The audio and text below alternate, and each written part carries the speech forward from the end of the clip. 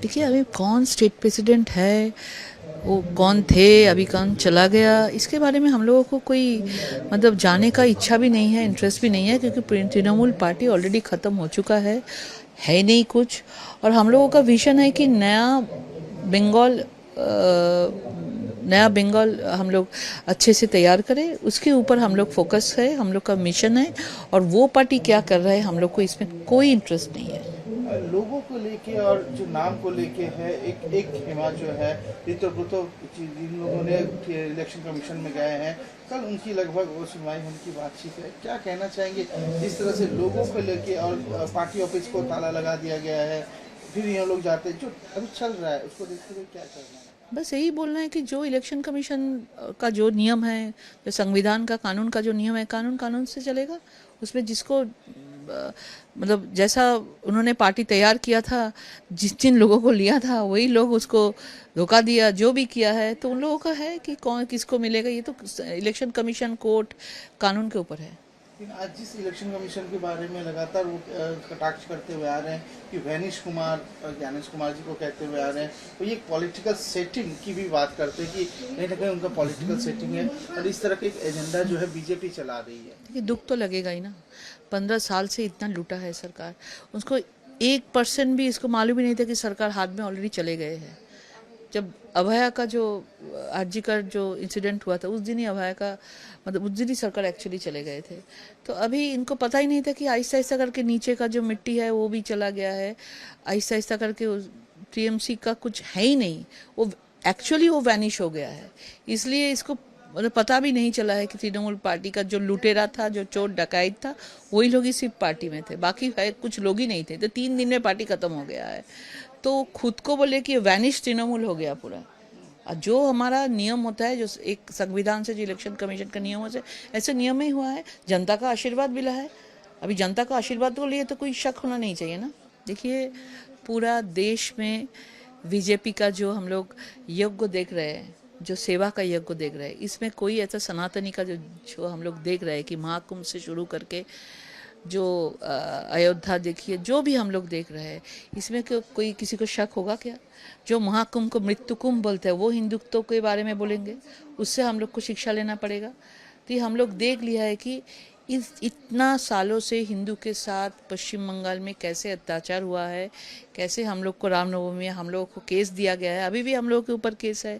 10 साल हो गया है, अभी भी केस है रामनवमी के ऊपर। लेकिन जब मुहर्रम होता था तब कुछ नहीं बोलते थे। तो यही तो पूरा तुष्टीकरण का राजनीति पश्चिम बंगाल में चले है। अभी पूरा देश जब डबल इंजन का सरकार जहाँ पे चल रहा है, वही हमारा पश्चिम बंगाल में भी अभी शुरू होगा। अभी आप लोग देख रहे हैं कि 2 महीने में कितना बदल चुका है पश्चिम बंगाल, और जनता का मन भी कितना बदल चुका है। सेवाश्रय हेल्थ कैंप को लेके फिर से एफआईआर हुआ अभिषेक बनर्जी के खिलाफ। लगातार उसमें क्या कहे जा रहे कि फर्जी डॉक्टर, फर्जी दवाइयों को वहाँ पर प्रशिक्षित किया जाता था, प्रिस्क्राइब किया जाता था। क्या कहना चाहिए? मतलब ये सब इतना जो सामने खुलासा बना, ये सब पूरा तृणमूल सरकार ही फेक था। फेक डॉक्टर, फेक नर्स, सब कुछ फेक था। ये लोगों का कुछ एक्चुअल नहीं था, और पूरा जनता को पूरा लूटे है ये तृणमूल सरकार ने। मुझे लगता है कि सेवाश्रय को लेके जो जांच हो रहा है वो होना चाहिए, एक्चुअल जो ट्रुथ है वो सामने आना चाहिए। यूसीसी को लेके भी जो पोजीशन है, लगातार आप लोग कटाक्ष कर रहे हैं कि कह रहे हैं कि विभाजन की राजनीति कर रहे हैं, बंगाल में इसकी जरूरत नहीं है, लेकिन इसमें यहाँ पे डाल के इसको एक जाति संप्रदाय को विभाजन करने की आप लोग। ये बहुत पहले से होना चाहिए था। हमारा राज्य इसमें पीछे चला गया, विशेष करके पश्चिम बंगाल में तो होना ही चाहिए। हम लोग इंतज़ार कर रहे थे, जब हम लोग उत्तराखंड में देखा है, दूसरे राज्यों में देखे हैं, गुजरात में देखे हैं, तब हम लोग का अफसोस होता था कि कब होगा यहाँ पे। नहीं तो पश्चिम बंगाल का हालत बहुत ख़राब हो जाएगा।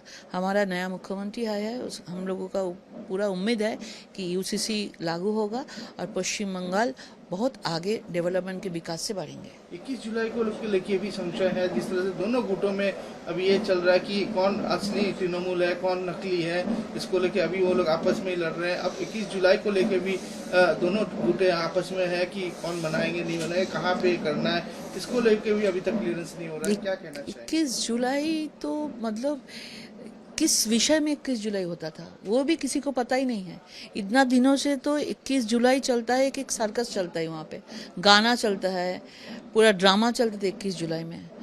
तो जो विषय था वही विषय खत्म हो गया है। जो कारण में 21 जुलाई को शहीद दिवस मनाते हैं वो लोग कोई खुद का मंत्रित्व में ले लिया था। हम नाम नहीं करना चाहते हैं, वही लोग तो फिनेंस मिनिस्टर हुआ था। तो इसको मतलब जो इतना खराब किया है, जो दोष किया है, उसको ही अपना पार्टी में लेके मंत्री बना दिया है। तब तो 21 जुलाई खत्म हो चुके थे। तो 21 जुलाई का कोई मतलब नहीं है। सर्कस करने के लिए किसको मिलेगा ये चल रहा है। आप देखिए क्या होता है। लेकिन ये लगातार आप लोग के ऊपर आरोप और लगाया जा रहा है कि बीजेपी जो है एजेंसीज के माध्यम से उनको डरा के इस तरह से पार्टी को तोड़ रहे हैं और फर्जी case, CBI, ED, income tax का डर दिखाते हुए ये सब चीजें किया जा रहा है। आप देख रहे हैं कि खुद सांसद बोल रहे हैं कि टीएमसी ने उनके साथ क्या किया है। सांसद का मुंह से सुन रहे हैं आप लोग कि क्या परिस्थिति हालत है हुआ है। अभी सिर्फ चंदिमा दी अभी निकल के बोल रहा है कि जो बजट पेश करते थे उस दिन पता चलता था कि क्या बजट है, कभी उसके साथ चर्चा ही नहीं होता था। ये क्या सरकार चलते थे पश्चिम बंगाल में या सर्कस पार्टी चलते थे, हम सब लोगों को पता था। लेकिन जनता इसके लिए वेट कर रहे थे कि कब इलेक्शन आएगा, कब इसको उखाड़ के फेंक देंगे। तो यही किया है। जी ने भी इसके खिलाफ अपना मोर्चा खोला जो कि आपके खिलाफ संसद में वहाँ पे चुनाव लड़ा था। आज बोल रहे कि मुझे पता नहीं था कि इतना करप्ट पार्टी है, इतने कुछ हो रहा है। अब क्या कहना चाहेंगे? उनके लिए मैं कुछ नहीं बोलूंगी, नो कमेंट्स। सीआई ने रिजेक्ट किया एलिगेशन ममता बनर्जी के भवानीपुर वोट काउंटिंग को लेके।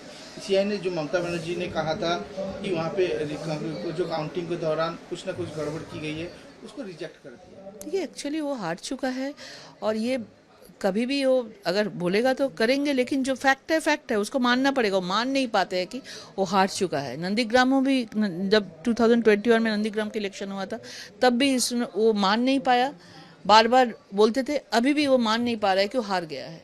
उसके बाद ये हार ही बार बार रिपीट होगा। जब भी वो जो भी करेंगे, पार्टी खत्म हो चुका है, नेता लोग खत्म हो चुका है और ममता बनर्जी जो बोल रहे हैं कि उसका थोड़ा सा उम्मीद अगर होगा वो भी नहीं होगा क्योंकि जनता ने इसको रिजेक्ट किया है। पश्चिम बंगाल में सरकार बनने के बाद सबसे बड़े तरीके से इस बार श्यामा प्रसाद मुखर्जी का जो मूर्ति का यहाँ पे कल शिलान्यास होने जा रहा है। तो गृह मंत्री अमित शाह जी भी आ रहे हैं, क्या कार्यक्रम है? नहीं, बहुत ही अच्छा है। हम लोग संगठन से डॉक्टर श्यामा प्रसाद मुखर्जी का जन्मदिन मनाते थे और बहुत बार रोक भी लगा दिया सरकार ने। हम लोग इधर उधर में बहुत सारा जगह में हम लोग प्रोग्राम करने का कोशिश किया, लेकिन रोक दिया था, पुलिस ने परमिशन नहीं देते थे। लेकिन आज हम लोग देख रहे हैं कि एक एक जगह में हर 2 किलोमीटर 3 किलोमीटर बाद श्यामा प्रसाद मुखर्जी का जन्म जयंती पालन हो रहा है, सेवा हो रहा है, ब्लड डोनेशन कैंप हो रहा है, बहुत कुछ हो रहा है। यही पश्चिम बंगाल हम लोग देखना चाहते थे। ये पश्चिम बंगाल का सपना डॉक्टर श्यामा प्रसाद मुखर्जी का था। अब देखिए श्यामा प्रसाद मुखर्जी का विचारधारा में, मोदी जी का नेतृत्व में, हमारा मुख्यमंत्री जी का नेतृत्व में ये सरकार बहुत अच्छे से चलेगा।